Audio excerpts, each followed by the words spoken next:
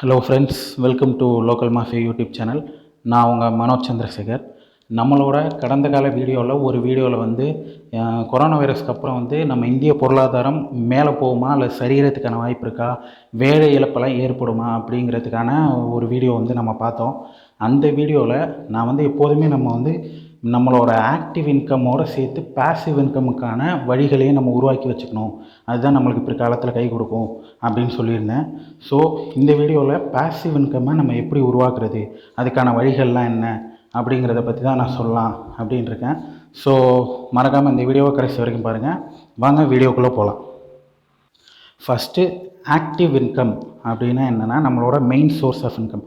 நம்ம வந்து ஏதோ ஒரு வேலை பார்த்துட்ருப்போம், அல்லது ஒரு மெயினான ஒரு பிஸ்னஸ் பண்ணிகிட்ருப்போம், இந்த மாதிரி இதுதான் நம்மளோட ஆக்டிவ் இன்கம்.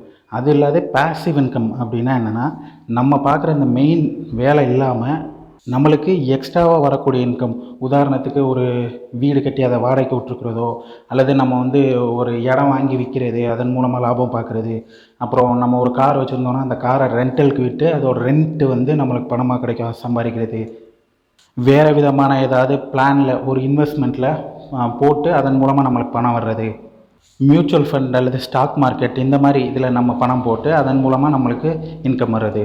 ஸோ இதெல்லாம் தான் பேசிவ் இன்கம்னு சொல்லுவோம். நம்மளோட மெயின் சோர்ஸ் ஆஃப் இன்கம் இல்லாமல் எக்ஸ்ட்ராவாக நம்மளுக்காக வர்றது. நம்ம அதுக்காக எந்த வேலையுமே பார்த்துருக்க மாட்டோம், நம்மளுக்கு அந்த இன்கம் வரும். அதுதான் பேசிவ் இன்கம். ஸோ இப்போ வந்து இந்த பேசிவ் இன்கம்மை ஈஸியாக எப்படி வந்து நம்ம உருவாக்குறது, அல்லது இன்வெஸ்ட்மெண்ட்டோ ஏதோ பண்ணுறது அப்படிங்கிறதுல நிறைய பேருக்கு குழப்பம் இருக்குது. இப்போது சிலருக்கு வந்து கையில் காசு இல்லாமல் இருக்கலாம், இப்போது இடம் வாங்க முடியாது, அவங்க கையில் கார் இருக்காது, எதுவும் அசட் இருக்காது. அப்படி இருக்கவங்களுக்கு ஈஸியான வழி இருக்குது. பேசிவ் இன்கம்மை உருவாக்குறதுக்கும் அதை வந்து நம்மளுக்கு இன்கம் வர்ற மாதிரியான விஷயங்களை பண்ணுறதுக்கும் வழி இருக்குது. பட் அதை நம்ம ஊரில் நிறைய பேருக்கு தெரியாது. அதுதான் stock market and mutual fund அப்படின்னு சொல்லுவாங்க. ஸோ நம்ம ஆளுங்க ஸ்டாக் மார்க்கெட் மியூச்சுவல் ஃபண்ட் சொன்னோன்னே அதில் போட்டாலே நம்மளுக்கு வந்து நஷ்டம்தான் ஆகும். நிறைய பேர் ஸ்டாக் மார்க்கெட்டில் போட்டு நஷ்டமடைஞ்சு ரொம்ப பெரிய பிரச்சனைலாம் ஆகிருக்கு அப்படின்லாம் வந்து நினப்பாங்க. பட் அப்படி கிடையாது. ஸ்டாக் மார்க்கெட்டில் நீங்கள் கரெக்டான யுக்தியை யூஸ் பண்ணி நீங்கள் போட்டிங்கன்னா உங்களுக்கு லாபம் வர்றதுக்கான வாய்ப்புகள் இருக்குது. ஸோ இப்போ நான் என்ன சொல்ல போகிறேன்னா, ஸ்டாக் மார்க்கெட்டுக்கும் மியூச்சுவல் ஃபண்டுக்கும் உள்ள வித்தியாசம் என்ன, ஸ்டாக் மார்க்கெட் பெஸ்ட்டா அல்லது மியூச்சுவல் ஃபண்ட் பெஸ்ட்டா அப்படிங்கிறதுக்கான ஃபேக்டை தான் நான் வந்து இந்த வீடியோவில் சொல்ல போகிறேன். ஃபஸ்ட்டு வந்து நம்ம ஸ்டாக் மார்க்கெட் பற்றி பார்ப்போம். ஸ்டாக் மார்க்கெட்னா என்ன? National stock exchange, Bombay stock exchange அப்படின்னு சொல்லி நம்ம நியூஸ் எல்லாம் பார்த்துருப்போம். என்எஸ்சி, பிஎஸ்சி, நிஃப்டி, சென்செக்ஸ், இதிலெல்லாம் லிஸ்டடான கம்பெனியோட ஷேர்ஸ், அதாவது அவங்க கம்பெனியோட பங்குகள், அதை வந்து விற்பாங்க. ஸோ நம்ம வந்து அதை ஒரு பங்கோட வேல்யூ இவ்வளோ அப்படின்னு இருக்கும். நம்ம வந்து பணம் கொடுத்து நம்ம அந்த பங்கை வாங்கிக்கலாம். இப்போது ஒரு பங்கோட வேல்யூ வந்து 10 ரூபா அப்படின்னா நீங்கள் 1000 ரூபா கட்டினீங்கன்னா உங்களுக்கு 100 ஷேர் கிடைக்கும், 100 பங்கு வந்து உங்களுக்கு கிடைக்கும். அந்த 10 ரூபாங்கிறது தான் என்ஏவி அப்படின்னு சொல்லுவாங்க, நெட் அசட் வேல்யூ அப்படின்னு சொல்லுவாங்க. அந்த என்ஏவி மதிப்பு ஏறுறதும் இறங்குறதும் அந்த கம்பெனி பண்ணுற ப்ராஃபிட், அந்த கம்பெனியோட வேலை, அதோட ப்ரொடக்டிவிட்டி, இதெல்லாம் பொறுத்து தான் இருக்குது.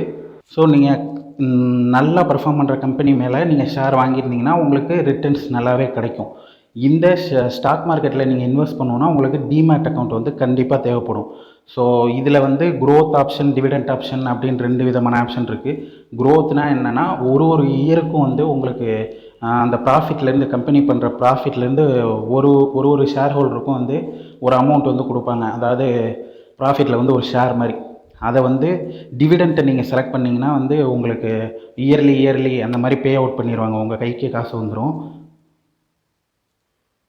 க்ரோத்தை செலக்ட் பண்ணிங்கன்னா நீங்கள் வாங்கியிருக்க ஷேரோட எக்ஸ்ட்ரா ஷேர், அந்த காஸ்ட்டுக்குள்ள ஷேரோட அன்னை மதிப்பு எவ்வளவோ அத்தனை ஷேர் வந்து உங்களுக்கு அலாட் பண்ணிடுவாங்க. இதுதான் க்ரோத் டிவிடெண்ட். இப்போது மியூச்சுவல் ஃபண்டை பற்றி பார்க்கலாம். மியூச்சுவல் ஃபண்ட் அப்படின்னா அதுவும் ஸ்டாக் மார்க்கெட்டை டிபெண்ட் பண்ணி தான் இருக்கும். மியூச்சுவல் ஃபண்டு விளம்பரம்லாம் நம்ம பார்த்துருப்போம். Mutual fund investments R subjected to market risk அப்படின்னு சொல்லி விளம்பரம்லாம் போடுவாங்க. இதுவும் ஸ்டாக் மார்க்கெட்டை சார்ந்து தான் வேலை செய்யும். பட் இதில் இருக்கிற ஒரு இம்பார்ட்டன்ட் டிஃப்ரென்ஸ் என்னென்னா, அங்கே வந்து ஸ்டாக் மார்க்கெட்டில் நம்ம டைரெக்டாக வந்து கம்பெனியோட ஷேரை நம்மளே வாங்குவோம். ஆனால் இதில் அப்படி இல்லை. ஒரு ஏஎம்சி அப்படின்னு சொல்லப்படுற ஒரு ஃபண்ட் ஹவுஸ் இருக்கும். ஏஎம்சினா அசட் மேனேஜ்மெண்ட் கம்பெனி. உதாரணத்துக்கு இப்போ நீங்கள் எஸ்பிஐயோட மியூச்சுவல் ஃபண்டில் நீங்கள் இன்வெஸ்ட் பண்ண போகிறீங்க அப்படின்னா எஸ்பிஐ வந்து ஒரு ஏஎம்சி வச்சுருப்பாங்க. அந்த ஒரு ஃபண்டுக்கும் ஒரு ஃபண்டு மேனேஜர் அப்படின்னு சொல்லிட்டு ஒரு டீமே இருக்கும். ஒரு ஃபண்டு மேனேஜர் அந்த ஃபண்டை மேனேஜ் பண்ணுறதுக்காக இருப்பார். நீங்கள் அந்த கம்பெனிக்கு காசு கொடுத்தீங்கன்னா அந்த கம்பெனியில் இருக்க அந்த டீமு, அந்த ஃபண்ட் மேனேஜர் எல்லாருமே ஸ்டாக் மார்க்கெட்டில் எக்ஸ்பர்ட்டாக இருப்பாங்க. ஸோ அவங்க வந்து இதை மாதிரி நிறைய மக்கள் வந்து பணம் கொடுக்குறதுனால ஒரு பூல் ஆஃப் மணி, பெரிய அமௌண்ட் வந்து அவங்களுக்கு கிடைக்கும். அந்த அமௌண்ட்டை ஸ்டாக் மார்க்கெட்டில் இன்வெஸ்ட் பண்ணுவாங்க. அவங்களோட இன்வெஸ்ட்மெண்ட் படி அந்த பிளானோட, அந்த ஃபண்டோட என்ஏவி மதிப்பு வந்து இருக்கும். அந்த என்ஏவி மதிப்பு ஏறுறதோ இறங்குறதோ அதை பொறுத்து உங்களுக்கு லாபமோ நஷ்டமோ வர்றதுக்கான வாய்ப்பு இருக்குது.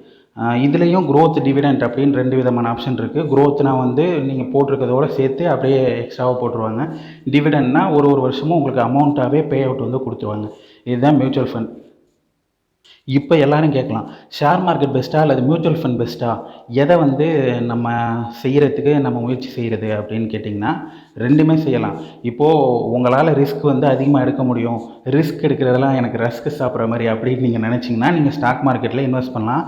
ரிஸ்க்கும் அதிகம், உங்களுக்கு ப்ராஃபிட் பண்ணக்கூடிய அந்த பாசிபிலிட்டியும் அதிகம் ஸ்டாக் மார்க்கெட்டை பொறுத்தவரையும். மியூச்சுவல் ஃபண்டை பொறுத்தவரையும் ரிஸ்க் வந்து மீடியமாக தான் இருக்கும், அது மாதிரி உங்களுக்கு வர ரிட்டர்னும் மீடியமாக தான் இருக்கும். ஸ்டாக் மார்க்கெட்டில் நீங்கள் 1 லட்சம் போட்டு திடீர்னு ஒரு 2 லட்சமாக டபுளாக எடுக்கிறதுக்கான வாய்ப்புகள் கூட இருக்குது.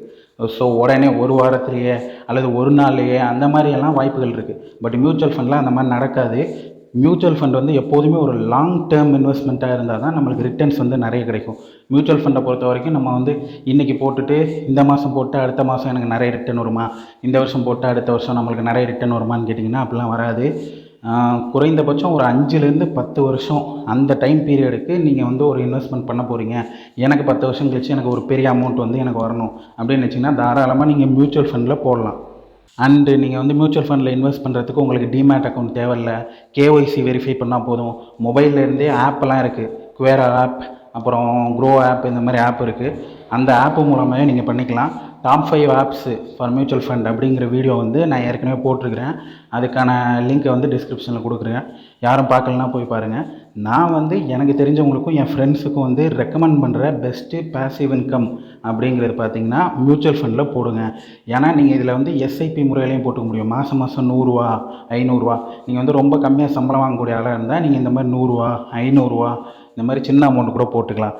பட் ஸ்டாக் மார்க்கெட்டில் அப்படி போட முடியாது. நீங்கள் எவ்வளோ போடுறீங்களோ அவ்வளோக்கான ஷேர் தான் உங்களுக்கு கிடைக்கும். ஸோ அதான் இது ரெண்டுத்துக்கும் உள்ள வித்தியாசம். என்னுடைய அடுத்த வீடியோவில் வந்து பார்த்திங்கன்னா மியூச்சுவல் ஃபண்டில் என்னென்ன டைப்ஸ் இருக்குது, எப்படி எப்படி மியூச்சுவல் ஃபண்டில் இன்வெஸ்ட் பண்ணலாம், எந்தெந்த ஃபண்டு எப்படி எப்படி வேலை செய்யும் அப்படிங்கிறத பற்றி பார்க்கலாம். இந்த வீடியோ வந்து நான் என்னுடைய சொந்த முயற்சியில் நானாக ஒரு 2-3 வருஷத்தில் கற்றுக்கிட்டது தான் நான் சொல்லியிருக்கேன். ஸோ நீங்களும் நான் சொல்கிறேன் அப்படிங்கிறதுக்காக நீங்கள் வந்து டைரெக்டாக போய் பணத்தை போட வேணாம். நீங்களும் கற்றுக்குங்க, அனலைஸ் பண்ணுங்கள். ஒரு வருஷம் அந்த மாதிரி டைம் எடுத்துக்கிட்டு அதுக்கப்புறமா நீங்கள் இன்வெஸ்ட் பண்ண முடியுமா முடியாதா அப்படிங்கிறத நீங்கள் தான் டிசைட் பண்ணிக்கணும். இதை தான் நான் சொல்லணும்னு நினச்சேன். இந்த வீடியோ இதோட முடியுது. மறுபடியும் அடுத்த வீடியோவில் பார்க்கலாம். அது வரைக்கும் தேங்க்யூ, பை பை.